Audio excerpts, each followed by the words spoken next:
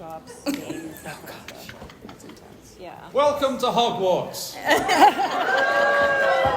I'm sorry, what? Huh? Wrong- You're in the wrong wrong place. speech. Wrong Uh-huh. speech. I'm on the wrong So- channel. sorry, what are we doing? Really? Yeah. With this bunch? Mm-hmm. Oh. Welcome, one and all, to this hopefully interesting panel about ADHD in the femme-presenting population, specifically in terms of geek society and gaming, because I think maybe that's why we're all here. I don't know. My name is Daniel Hand. I am a therapist who uses RPGs to help clients. I've also written a book, so if anybody wants a copy of it, come give me money, that way I can fund the rest of my day. To my left, I have the sublime Charlene MacPherson. Hello. I have the sensational Czubba. Yeah, is that right? Yes. Yeah. Excellent. I can pronounce names. The stupendous Connell. Hello. The simply amazing Emily, Miller. It's hard to pronounce. And the something Eric Droznock right at the end down there. Gonna quickly go through, everybody say hello, they can tell us a little bit about themselves, just some ground rules.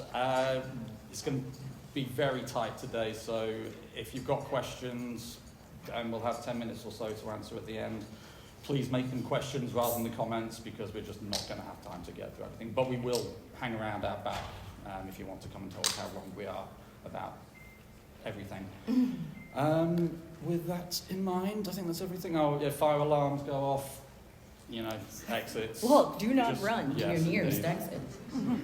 And with that in mind, Charlene, tell us a little bit about yourself. Hi, I'm Charlene MacPherson. I am a licensed certified social worker clinical out of Maryland. I have my own private practice called Neurodiverse Therapy 20, which abbreviates to Nat 20 therapy. Yeah, Mo here is my amazing intern that's been with me for 2 to 3 years. I'll let them introduce themselves the rest. Other than that, I have stickers and business cards as well. They're holographic stickers. Ooh, everyone went, ooh. And they're free, the best price. And I just wanted to mention that Dr. Megan and I were in the Time magazine, the 50th anniversary of the Time magazine, talking about using RPGs, D&D specifically, as a therapeutic tool. And I run groups for teens, young adults, and adults age 25 plus, because we never get anything fun. That's it. Yes. Hello, my name is Mo. I am currently getting my master's in social work with specialization in social change and leadership down in Salisbury, Maryland. My background is in political science and all of that. But I, like Charlene said, I've been her intern for a couple of years now doing clinical research and acting as a counselor in her therapy practice. And that's me. And doing everything for Charlene. Yeah, And doing basically. everything. All this shirt, Mo did it. And as lots of interns do, unfortunately. Yes. Yeah. Well, I'm Dr. Megan Connell. I am a psychologist in private practice, practicing in almost all 50 states. A few left to join PsyPact. I'm the author of Tabletop Role-Playing Therapy, the Guide for the Clinician Game Master, which, if you follow me on Blue Sky, I just posted a 70% off the audio edition link on there, so at Megan Seide on all the socials. And yeah, I use tabletop role-playing games in therapy. My groups are for women and girls, or femme-presenting folks, to work on social skills, building positive peer relationships, and finding your voice through play. Hello everyone, I'm Emily Miller. I am a licensed professional counselor. I work as a psychotherapist at a community mental health center up in the Lehigh Valley. So that means I work primarily with the population of everyone. Anywhere, like my youngest client's been about 4, oldest well up into their 70s and beyond. I work primarily at this point though with the trauma population, post-traumatic stress disorder.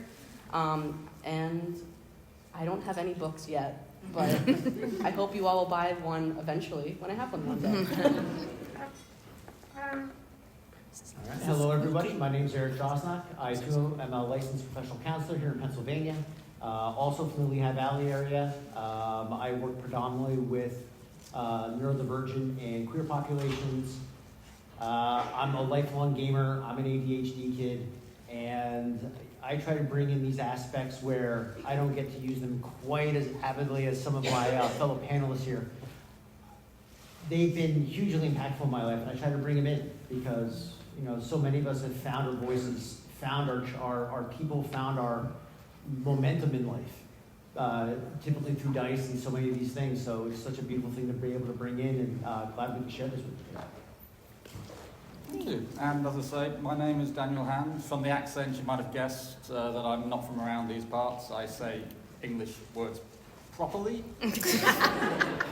Some people not happy with that. Don't worry, you can see me afterwards. Yes, as I say, I'm the author of Role-Playing Games and Psychotherapy, a Practitioner's Guide, which came out, I think, about a month after Megan's book, didn't it?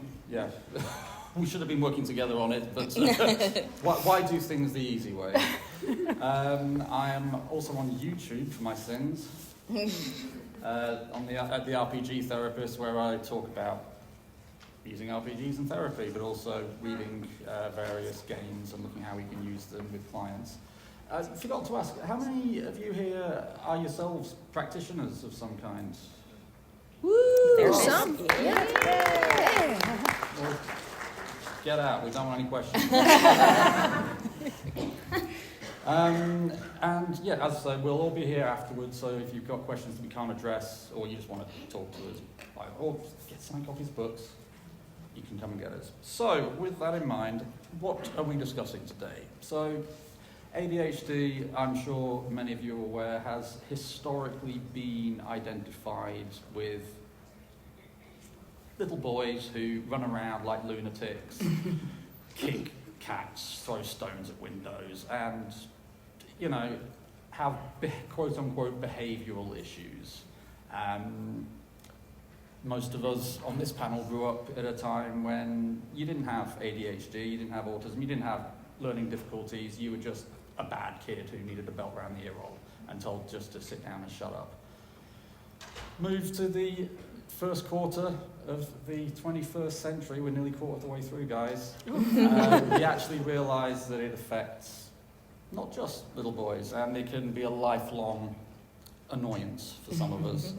And so the big goal today is just to raise awareness, essentially, help hopefully encourage people to be compassionate towards each other, raise a bit of empathy, and just go out and be nice to the world around us, you know.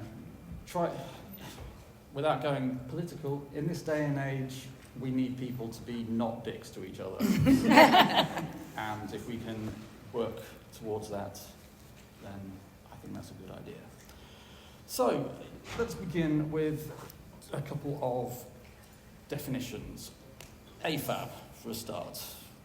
Femme presenting, ADHD, all of the terminology. Yeah, so this was really hard to come up with because I wanted to cover so many populations. So we're talking about AFAB, assigned female at birth, but if you've transitioned, you were still socialized as, probably socialized as a female when you were younger.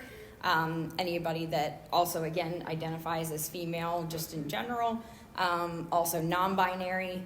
So it's like kind of, the only word that you can have to kind of, you can, watch out. Calm down. I know, jeez. Can't take her anywhere. Used to kind of define that population. A lot of people haven't tried to define that population, especially when it comes to ADHD. One thing I definitely wanted to identify myself is that I am ADHD. I was late diagnosed at 35 as a therapist. And she keeps trying to tell me that I've got ADHD. I don't see it myself. But that's what kind of, we're going to use Femme presenting and AFAB kind of back and forth, but just wanted to define that that's kind of what we're talking about. Is assigned female at birth, socialized female, or identifies as female. Anybody wants to add anything to this? Yeah. So, Eric, being as you've, we've got to get the male side of things before we mansplain. Tell us the traditionally held view of ADHD in, predominantly younger men, but tell us a little bit about what ADHD is and what people tend to perceive it as. Well, and like Daniel mentioned, right? I mean, typically we're looking at hyperactivity. That's often the hallmark that we're talking about, and sometimes they refer to as combined presentation, where we're looking at hyperactivity and inattention, or just inattention. Unfortunately, when we're looking at inattention, you're the quiet kid in the back of the room. You don't talk much, you don't engage much, you do your work and you're polite, and that gets overlooked. That's kind of part of what definitely when we talk about an anti-population, it kind of comes in. So typically we're looking ADHD population traditionally in people assigned male at birth being over the top, rowdy, can't sit down, energetic, can't hold their tongue, always want to comment. And a lot of times that wasn't a behavioral problem, that was something a lot deeper. It wasn't a kid being mischievous, it wasn't a kid being bad. But that's what we're used to seeing. And Megan, how about you give us an idea about how Femme presenting ADHD differs from it? Because again, it's just a naughty boy issue, isn't it? Got to turn on my microphone. Not at all. No, for young women, the presentation tends to be more internal. So we tend to see more of getting lost in fantasy, getting lost in your own head. Women are much more taught to sit still, where it's much more acceptable for boys to be boisterous, right? And to be more expressive with their movements. So what you'll see with girls is oftentimes they're just off in their own heads, they're in their own fantasy lands. My eldest, actually both my eldest bonus child and my eldest biological child that both have ADHD. And it's a big challenge for them because people don't understand that. And so for them, it's like they can either have their body be still and their face forward and eyes ahead, or they can be listening to what you're saying. You don't get both. And it's very hard because it's trying to explain the times where one is more important than the other and how to overcome those things. But it's hard because a lot of girls with ADHD are told that they're just anxious or they're behaving badly. They just need to pay attention. What's wrong with you? And so it's this real big challenge, and so many folks don't understand it. And lots of teachers still don't think ADHD affects girls. And that's a real big problem because they won't believe them and be like, no, she doesn't have ADHD. She just needs to pay attention. If she would just apply herself, right? Yeah. Or you're Everybody too much. felt that. You're too much. Calm it Yep. down. You're too loud. Yep. So some of us do have the hyperactivity as well. But it does look a lot different because, it's not bouncing off the walls. It's talking excessively. It's, all of those different kind of internal, like you said, internal type of things rather than, running back and forth, in a room or something like that. And just so we know, how many people here have ADHD or think they have? Yeah. Well, thank you for making it. If you feel you can't sit still for the entire panel, You're more than welcome to. control yourself. That's all you need to do. Oh, yeah, exactly, right? And in terms of the quote-unquote diagnosis or just noticing what it is, I mean, in the UK, it's probably a bit different over here than it is over here. I used to work in special educational needs in local government, which, that's one way to get people to hate you. And even from that side of it, trying to get children the help they need was hellishly difficult, and we were actively trying to get it done. Mm-hmm. And then, Mo, I see you nodding there. Share. That looked an impassioned grimace. No, I was explicitly thinking about the late diagnosis piece, and at the very end of this, on our very last slide, I provide all of the references because I'm the clinical researcher, and you'll see amazing. Yeah. Uh-huh. We need to say that every opportunity. you'll see that one of the first studies actually talks about that there's little evidence for late onset ADHD in a longitudinal study, a study over a long period of time. in women. And one of the interesting things is that that title's a little bit misleading, because when you actually read the study and look into it, it's kind of talking about how that it doesn't develop at a late stage. It's always been there. The diagnosis is what is happening late. Yeah. But eventually, touch wood, hopefully, you can get some kind of support, even if it's just from a friendly adult. You know, maybe your parents actually see past the behavior and try and get you some therapy, get you on some meds or something like that.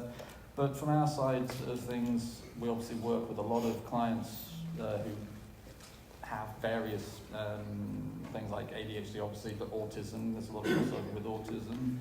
Emily, I know you mentioned that you work with trauma a great deal, and of those people who say they have ADHD, not that we don't believe or anything like that, but who would say that they've experienced some kind of trauma as a result? Yeah. Oh, really? The research proves you right. Emily is the trauma expert among us. Tell us how you deal with it.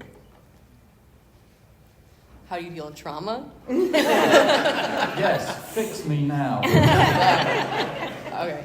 I mean, absolutely, there can be trauma associated with late diagnosis, right? If you are told from a young age the messages that I think we've all at some point hit on already on this panel of you're lazy. If you would just apply yourself, come on, like, right? Like those parent-teacher conferences, like waiting to have your parents come back, and it's like, I know what I'm gonna hear this time.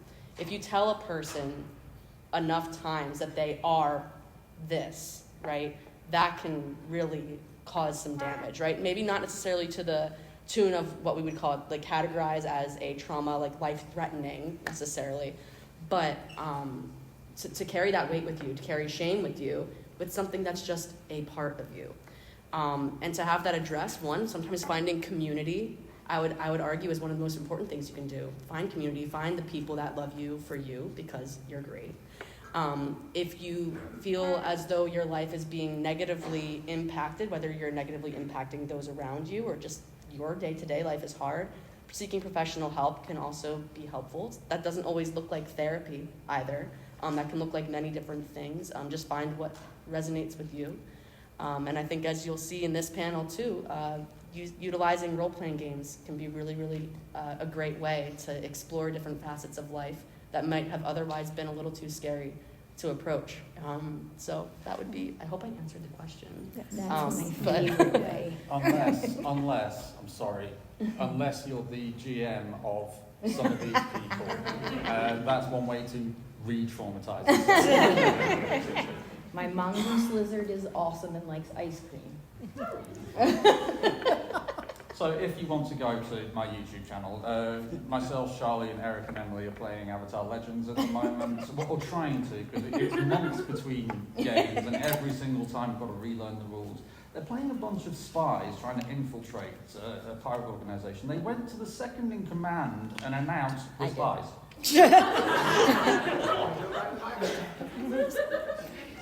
So what do you do with that? Megan, it looks like you want to speak. Well, I was just going to say too, I think this is the next point we were making though, of like, inattention is in a lot of different diagnoses. And it's something like we were looking through the DSM and difficulty with attention and focus is pretty much a diagnostic criteria for every diagnosis. And so a lot of people, especially like with the rise of TikTok videos talking about ADHD, autism, things, people are identifying that. But it's important to recognize inattention is part of depression, it's part of anxiety, it's part of trauma, it's part of just pretty much any diagnosis. It's understanding like all of the facets of it that contribute to ADHD. And something that I talk about a lot with my clients, the folks that I work with, especially folks who are later in life to diagnose, it's not necessarily about the label, but it's about finding what works for your brain, right? Like you might not meet all the diagnostic criteria for ADHD, but that doesn't mean interventions for ADHD and organizational techniques and timing and things like that can't benefit your brain because that's how your brain works. And so much of this is just understanding your brain in a non-judgmental, accepting way. It's not, and acceptance doesn't mean we like how our brain works. Like, my brain cannot remember proper nouns. I will forget everybody's name 10 seconds after I meet them. I don't like that, but I understand that is a facet of how my brain operates, and it's something that I need to work around and find different tools for. And so a lot of the things with ADHD, it's understanding where your specific challenges are and then figuring out what tools help you the most to work through those challenges. Yeah. I always say work with your brain, not against it. And Yes. a lot of the times when you're working against your brain, there's a lot of shame that gets built up over time. And that's part of that trauma that we're talking about.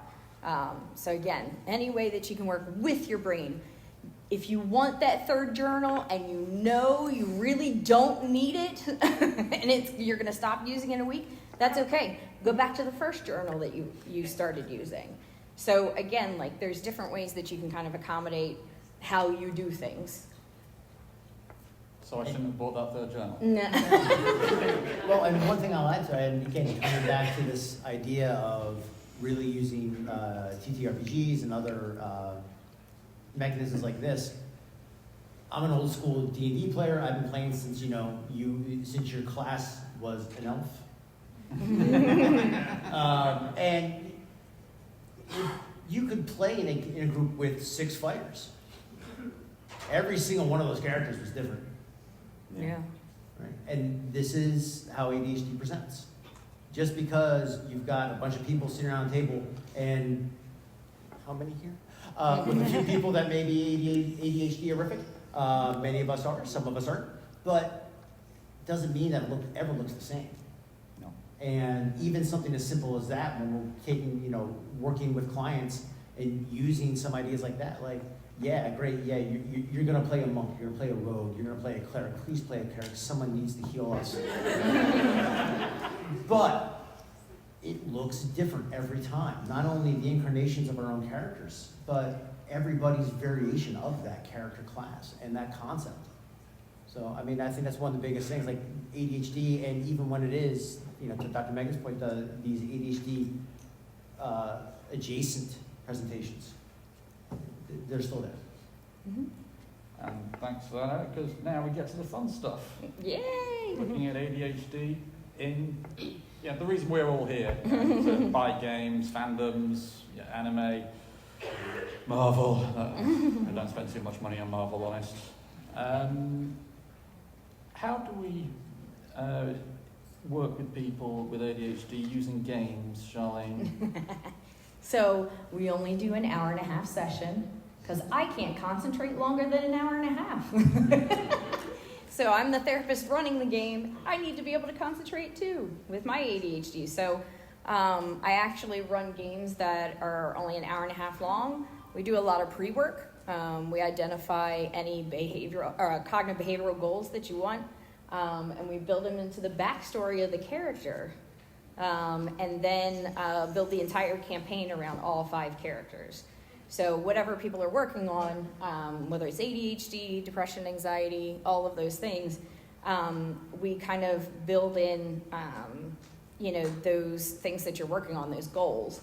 And as the DM and the therapist, I'll give you opportunities or present opportunities to you to be able to practice whatever you're trying to practice. So like if you're trying to practice saying no, a lot of the times out in the real world saying no is very scary because if you say that to your boss, you might get fired.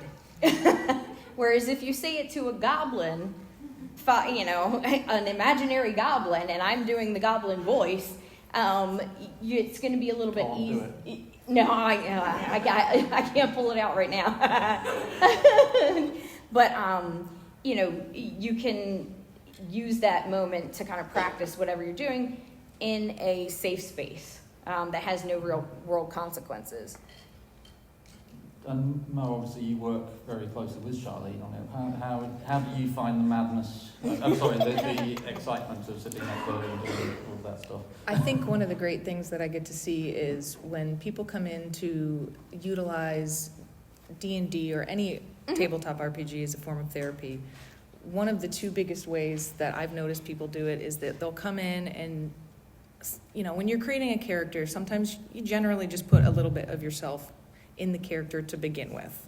But in this case, you're purposefully trying to build in therapeutic goals for yourself. So you can try and make the character very similar to where you're at, and you can try to improve that character, or you can create a character that is your ideal self, and then you can try to act in the way that you would like that ideal self for you to be, and see how it feels, and see if that really is what you want your ideal self to be.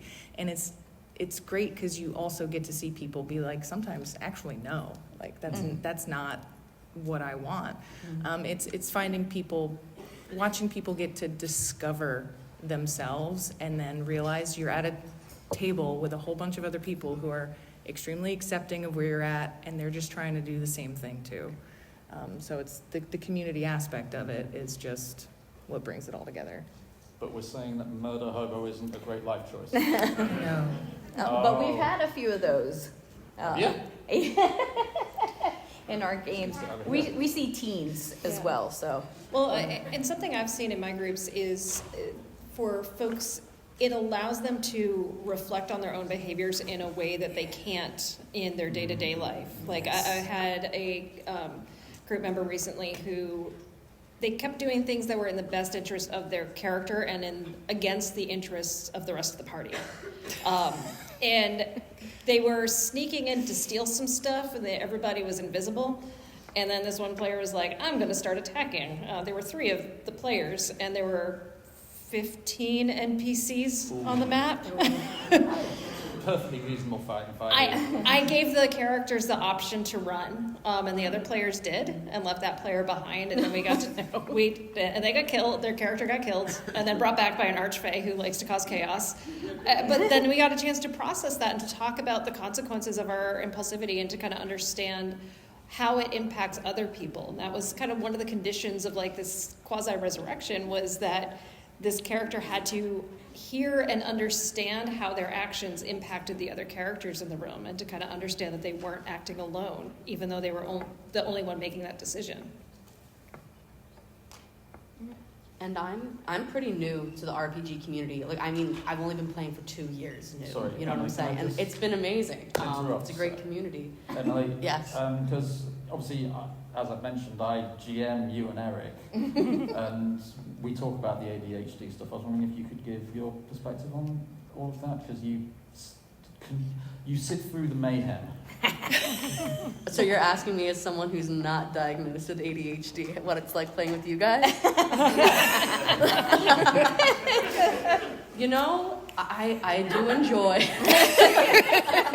No, I joke. It's fun. It's really fun. It keeps you on your toes. I don't know. I feel like you guys are relatively well organized going into it. The thing is, I don't know enough to know that they might be doing something wrong or be off track. So they could be doing something completely like adjacent from what they're supposed to be, and I would just be sitting there like, you know. But to kind of go back to what you were just saying as well, Dr. Megan, was that the way that sometimes groups are run within therapy, not necessarily with RPGs, is maybe it's a process group, right? So you'll be sitting around with some other people, and the point of these groups is that you get direct feedback, which is not something that we get in our day-to-day lives, right? So you might get the feedback that, hey, Emily, you're sitting with your arms crossed, and that's making me feel like you're being really aggressive, and whenever you talk, I just get this weird feeling, right?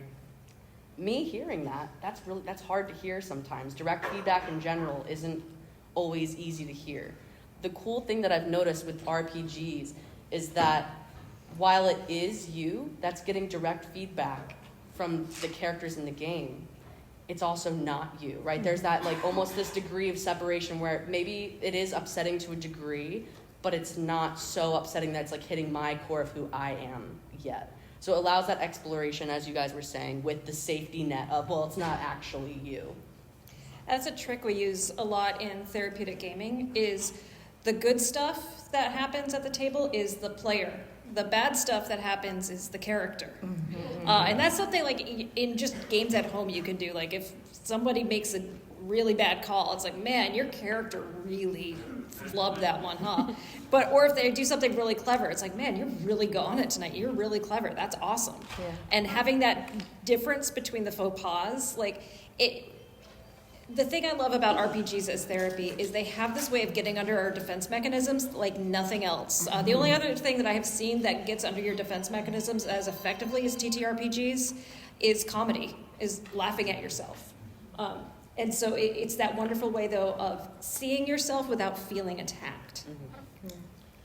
And that's been a big experience of myself working with my client base. Is it's so much easier to talk about somebody else's problems. So if you create your character, be that an elf with a long bow or some maniacal space wizard with a light-up sword, if they're the ones who've got the issues, it's so much easier to say, well, he should have done this. Yeah, but what would you have done? And you sidestep that defensiveness, and all of a sudden you're having fun instead of having to sit there going, he's going to ask me how I feel in a minute, isn't he? It's not, Charlene, you said you've got a list of things you want to...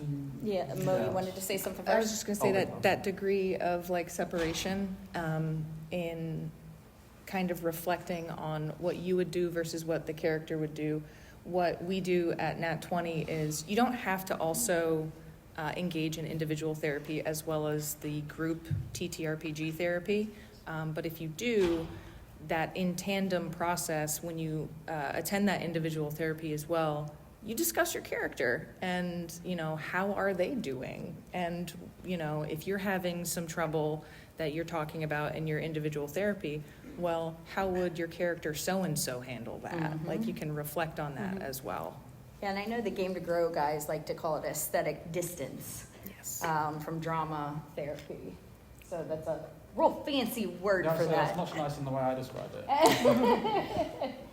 But yeah, I wanted to go through some of, I know y'all are here okay, well, you've talked about TTRPGs and everything. How is Femme presenting ADHD actually different from what you see for male identified? So I was going to just list off a few symptoms here. If you are comfortable, yeah.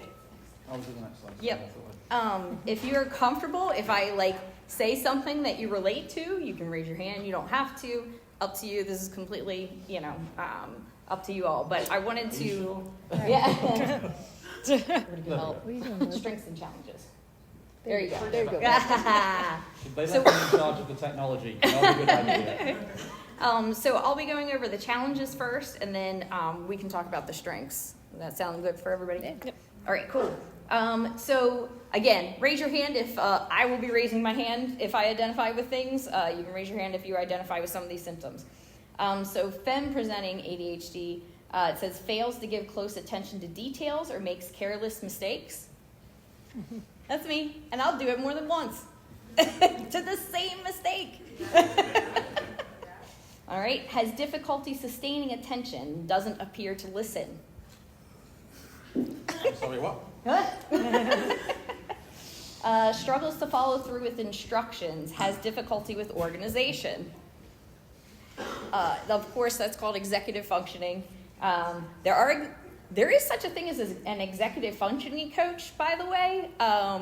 You all, if you want to learn how to organize yourself, there are literally coaches out there that would be like, you have ADHD or ADHD. This is how we do things. And they will help you do that. So executive functioning coach.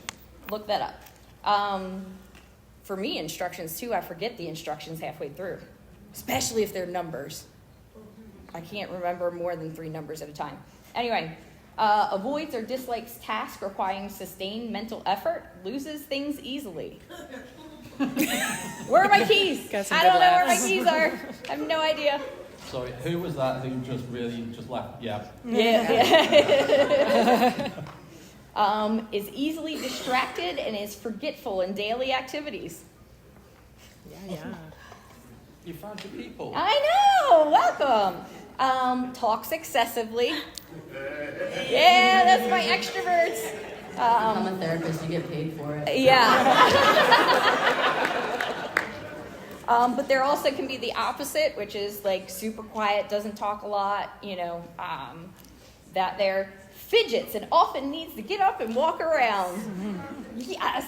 And that was what we were saying. If you need to walk up and down the aisles or back in the back or whatever, more than welcome to do it. We are definitely neuroaffirmative in here. All right. Say that again. Neuroaffirmative. And again. Neuroaffirmative. She couldn't say it this morning. Yeah. All right. So acts impulsively or speaks before thinking. No filter. Yep, that's me. All right. Appears to daydream, but will explain that they're going a million miles a minute in their head and trying to stay on topic, but it's very hard because there's a million things going on in your head. Yeah. Easily makes friends, but has difficulty sustaining friendships. Yes. Right? So, like, that whole, like, out of sight, out of mind thing, by the way, that's an ADHD thing. People don't exist when you don't see their name or talk to them, or literally people stop existing. That was object permanence, just goes away. So if you also have a friend that's ADHD, they haven't ghosted you. They've just shut down or forgot about you, but not on purpose. Or maybe they are ghosting you. Yeah, yeah, it might. This says self-harm activities are activities that require extreme and unhealthy self-discipline. So sometimes we get hyper-focused, on some maladaptive things. Like going to the gym is great, but going to the gym 3 times a day for 2 hours at a time, not very good for you, right? Going to sleep on time also counts as self-harm, guys. Yep.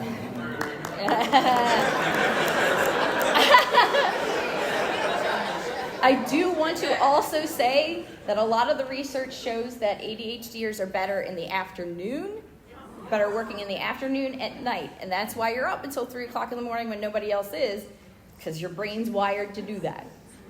But I'm just off late at night because I don't like people. All right, let's see. Sorry, going through.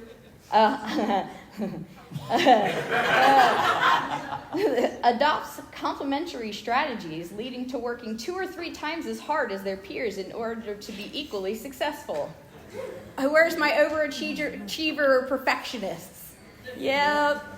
How's that ADHD going? Anybody that was born before 1990? How's that late diagnosed ADHD going on? Yeah. And the compensatory strategies, whatever, those can actually cause a lot of trauma as well because they're not necessarily healthy. All right. Sorry, I just keep laughing. It's like, yep. Fearing rejection by peers or friends and clings to other people or remains in unhealthy relationships because you're afraid that nobody's going to like you. We also have rejection sensitivity. So when somebody even gives you a weird look, you feel like you're being judged or they don't like you or everybody hates me, all that fun stuff, right? Yeah, those are all ADHD symptoms. So that's the, obviously those are the challenges. Who wants to cover the positives? I love the positives. Before we do that, though, for everybody who put your hands up there, well done for coming out and joining all these people around you. That is a big challenge for us as therapists, is just to get people to go out, have social lives, meet their peers, say hi, because the world's scary. People are scary. Sorry? People are scary. People are scary. And going out and saying hi to people is really an important step to self-care. So, yay!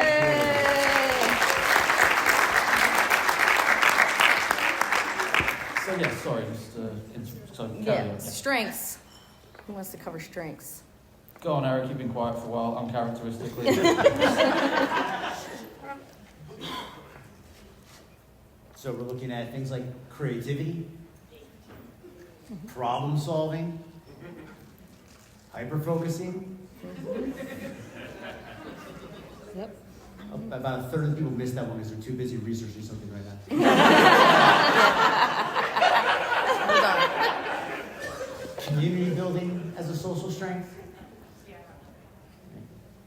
But and look at here's some of these strengths. This is what we do at the table. This is what we do when we're rolling dice. Creative problem solving. My DM hates me every time I go, question. And as a GM, I can agree.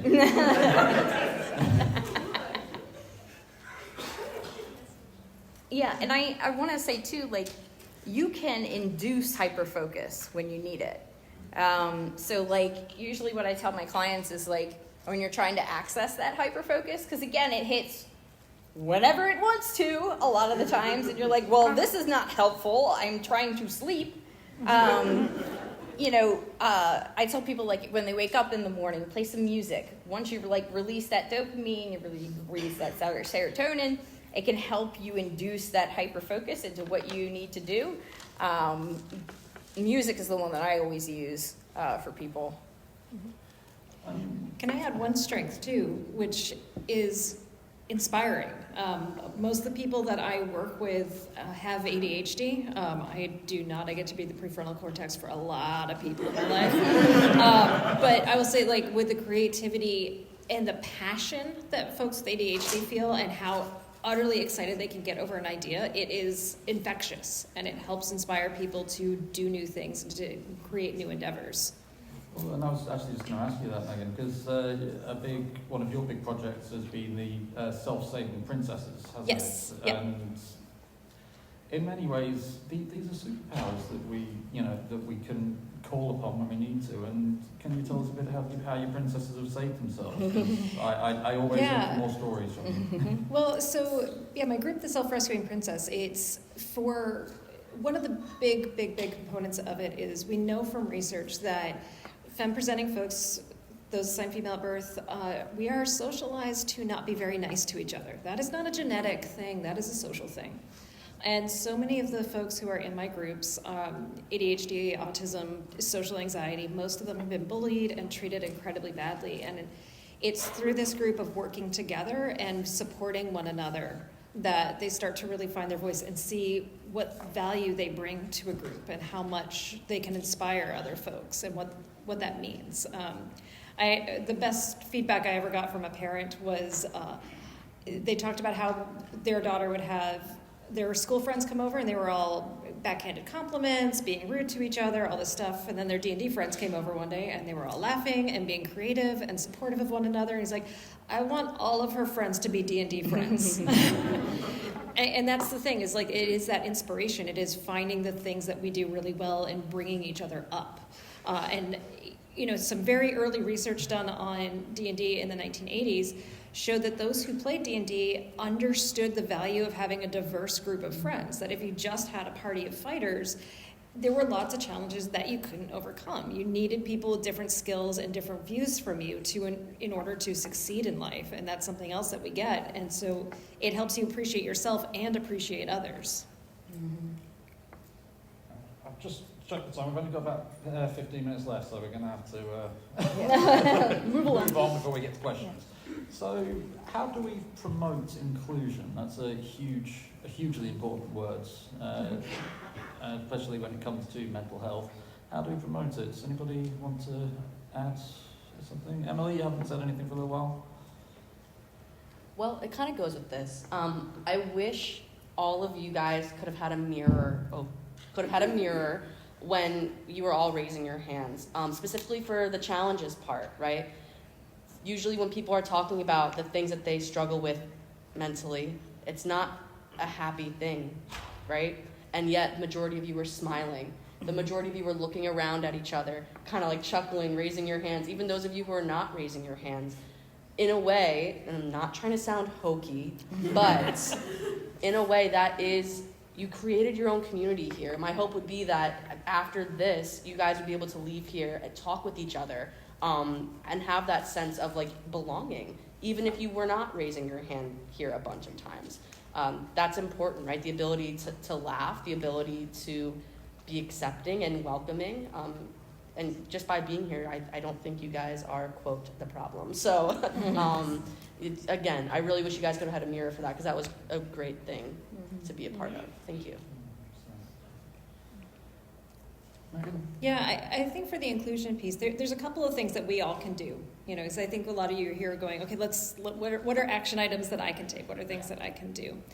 For those who have any kinds of needs when you game, communicate that. Talk to each other. Is anybody in here familiar with the behavioral flow chart? It was on Reddit for the longest time.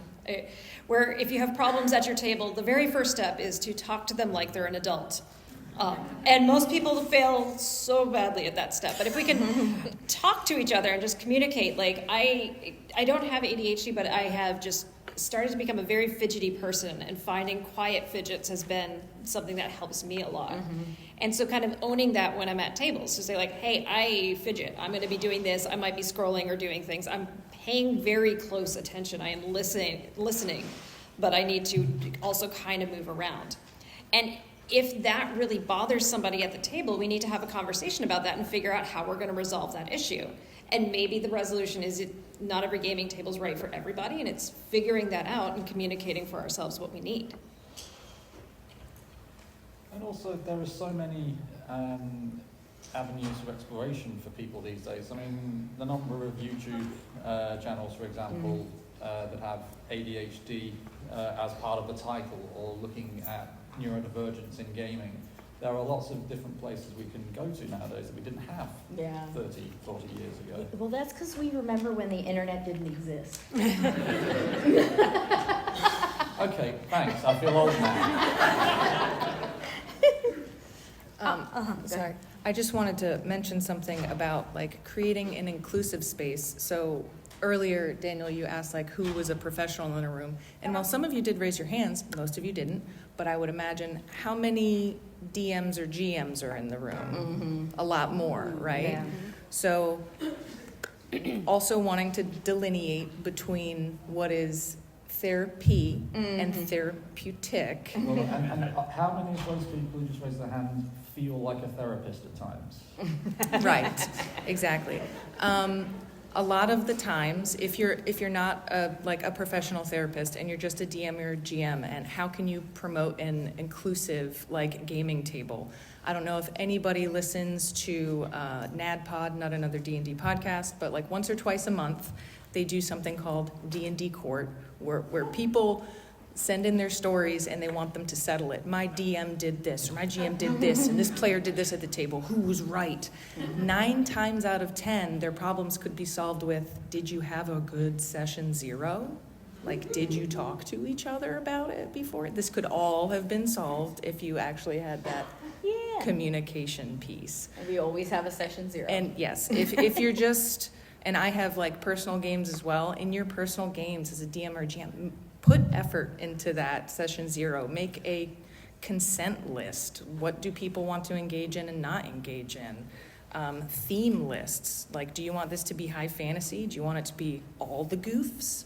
Like, you need to create a space where, like, you know, at my personal game table also starts off with me putting a big bucket of fidgets in the middle of the table for like everybody to play with or not, whatever. It's just there every time.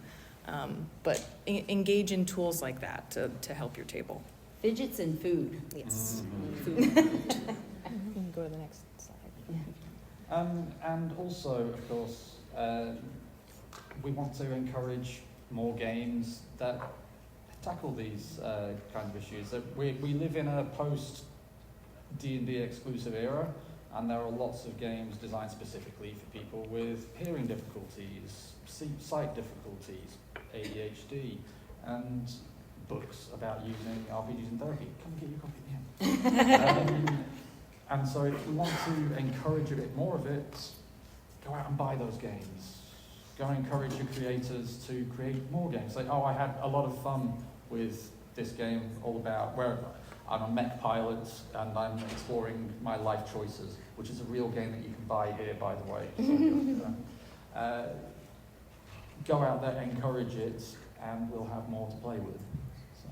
Yeah. And I wanted to say just one thing I forgot with the symptoms. By the way, late diagnosed, usually when Femme presenting people are late diagnosed ADHD, it's because they were diagnosed with anxiety and depression first. So just as an FYI, everybody, if you were diagnosed with anxiety and depression and are Femme presenting, I'd check out the ADHD as well. Just like Emily said earlier, I wish you all just had a mirror because like Everybody most just of you went, just all went, yeah. yeah, And Megan, I think you brought up a good point, self-advocacy, when we were talking about this before. Yeah, of knowing yourself and knowing what you need, right? And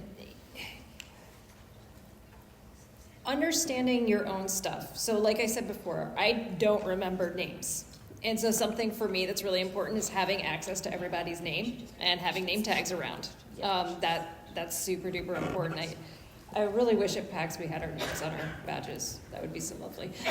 But and it's just understanding what you need and then trying to make it as easy as possible for those around you to accommodate that need. You know, if, you mentioned snacks. Snacks are a great thing, but if you have somebody at the table who's misophonia and chewing noises drive them, hit that button for them, that's not a good solution. Mm-hmm. And so it's coming up with how do we effectively do this? What are, it's like, is it all chewing? Is it some chewing? What are the ways that we work together? And communicating those things.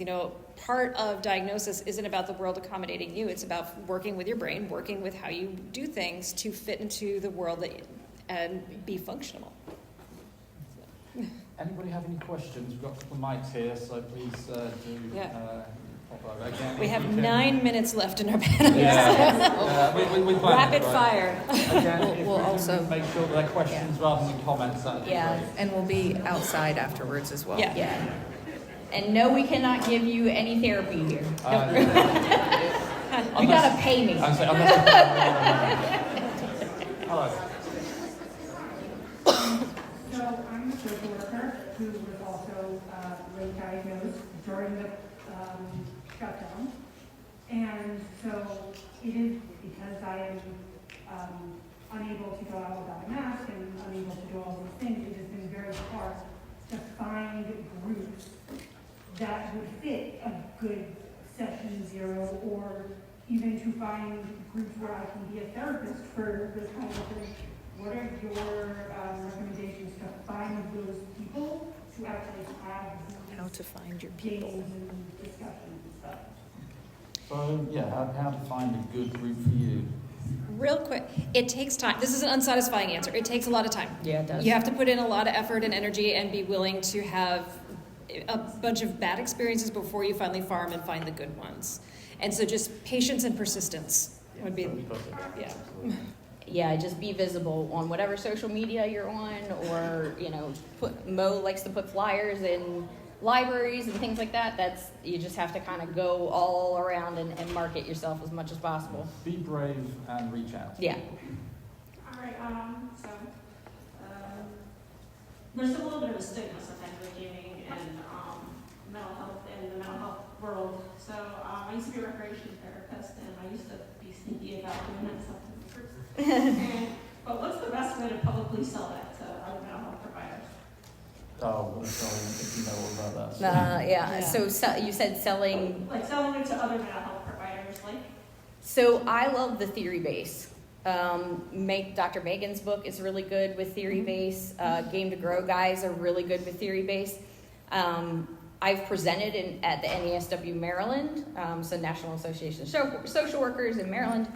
And if you pull in regular psychological theory and just be like, hey, we do role playing all the time. All of us hate it, but we do it. And so, this is a different type of role play. You can bring in ACT. You can bring in cognitive behavioral therapy. So when you're pitching, a lot of the times you need to, use that theoretical background, that evidence-based background, to get people to jump onto the bandwagon. And also, just to add to that, it's a community thing. We're all professionals here. There's a lot of professionals out in the audience. Tell your colleagues about it. Yeah. Go out, write your own books, write articles. We want to spread the word, and you're the biggest tool in doing that. As someone who does a lot of work in doing clinical research, there is a lot more coming out. Yeah. So I don't know if you have access to find the studies and stuff, but they are out there. And we just need people to do more studies, but they are out there, yes. Yeah, and one thing I'll add to it, and I've as not someone who has deployed some of these things directly, but conversations I've had and with supervisors in clinical spaces that have wanted to, it's an extension of play therapy quite often. We lose, once we start having those early stage adolescents, we start losing the interest in a lot of the play therapy spaces. But all of a sudden, here's literally a beautiful extension with ready-made content that we just need to drop and go. Yeah. Right, I just realised we've got 5 minutes, so it's going to have to be quick answers, guys. Also, run demo games for professionals. Oh yeah, that too. That's a good one. So my well-meaning neurotypical players have at times tried to play neurodivergent characters, and have kind of adopted a police policy. I was wondering, does this ever come up in your therapy game sessions, and might you have any advice or tricks for helping neurotypical players portray neurodivergent characters? Let's take that. I could talk about that real quick. So Yeah. I would think asking what about this is appealing to you, what is it that you're trying to understand?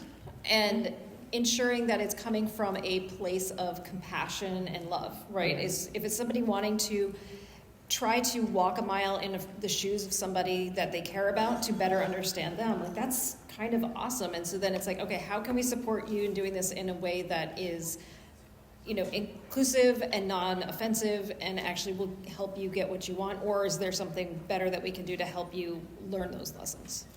There's also a book that came out. It was called Limitless Heroes, and it was built by therapists and people of different types of communities and things like that. I can't remember who did it, but it's called Limitless Heroes, and it's a whole there you go. And it's a whole book on not only mental health stuff, but also like physical disabilities and things like that. How you play that in a really respectful way. So I recommend that as a resource. So my question is Yeah. in a similar vein. I have a number of friends and loved ones who are neurotypical and find that they don't always understand my experiences, like emotional dysregulation, rejection sensitivity. What are ways that you have found that people can explain this so neurotypical people can understand and relate and sort of, because every time I try to explain, I feel like I'm being looked at like a crazy person, and I'm like, I don't know how to tell you this is how my brain works, but it is. Please just trust me. I speak in metaphor, and finding metaphors or finding a movie or a song or something that really captures that it can really go a long way. And then it also doesn't feel as personal. If it's like, oh, this movie really captures my experience of this very well, is very helpful, I think.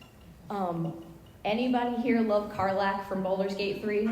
That woman has Femme presenting ADHD 100%. So being represented is also important as well. Hi, I run a campaign with mostly people with ADHD, and sometimes it's difficult to keep attention. Do you guys have a favorite mini game or a favorite interaction you guys have to hop into a campaign and you see that someone's attention is drifting and try to include everyone again to get everyone back to Food. enjoy it? That's what we will take breaks and eat. The kids love the pizza. And so if we need a break or somebody can raise their hand to go to the bathroom or things like that, the teens will do it on their own. A lot of the time they'll just start talking about other things when they need a break, and you just kind of let them go and then reel them back in after a while. But unless you have the mesothelioma type of thing, but food usually helps kind of bring people to a break, and then they can come back after they're done. Also, they're not, I said anxious or hangry when you have food. Yeah. And I'll add to that, I know my personal games, a lot of times we've done, one of my DMs is really beautifully good at setting up, we do group sections, and then all of a sudden, because we'll play 6-hour games, 7-hour games, and we'll run 45 minutes to an hour, and then it's all right, everyone's just kind of doing, let's do some personal development stuff. So one person's on, then the other 4 people can go get some food, take a break, go outside or whatever. So we just kind of break up the session that way as well. It can help a lot. We've got 1 minute left, so I'm afraid we can only have one more question. We will be outside, so please do approach us and we will answer more. Got references here. Do scan the QR codes. And final question for this particular panel, please. Hi, I come all the way from Albuquerque, Mexico. Nice. But the reason why I bring that up is because I work at a nonprofit with a lot of youth that are Mexican, Hispanic, grew up in these like households and cultures that don't really talk about mental health, and that it's a very like, Taboo. not a taboo thing to talk about. So I work with a lot of these kids, and I see them, and I can see their symptoms because, hey, that's me too. How do you approach a conversation with them if they are very turned off by the idea of, no, there's nothing wrong with me, my parents said so, or this is what I think, or whatever. You don't need to diagnose. We can talk about how your brain works. Yeah. Focus on education. It's like, I noticed that you seem to struggle with this thing. Have you tried doing these things? These are things that tend to help brains that work this way. Would you just take, so much of this stuff can be done without needing the labels. I actually see labeling sometimes as being quite harmful because you don't need to have all the diagnostic criteria to be diagnosed with something. But if I diagnose you with something, you will go home, you will Google the diagnosis, and you will develop the symptoms you don't have already to nicely fit your new label. So just focusing on the symptoms and talking about how to help those things specifically. And on that note, we are about to be booted out. So, thank you all so much for coming. Thank you.